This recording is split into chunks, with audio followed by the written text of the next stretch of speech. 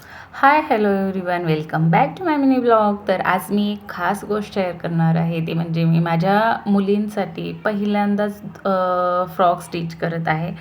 आणि माझी एक्साइटमेंट तर वेगळीच होती आणि मनात पण अशी दुगदुग होती की बनेल की नाही ते व्यवस्थित. तर आणि काम कोणतेही असू दे, जेव्हा आपल्या मुलांसाठी ते करतो ना, तेव्हा ते काम नसतं.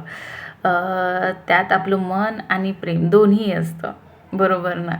आणि असं झाला हा स्टिच करून आणि दोघींनी घातल्यानंतर त्यांची एक्साइटमेंट बघायचं. It's not perfect but it's full of love. And परत मग दादा म्हणत होता की मम्मा माझ्यासाठी पण शर्ट स्टिच कर ना, त्या दोघींसाठी केला.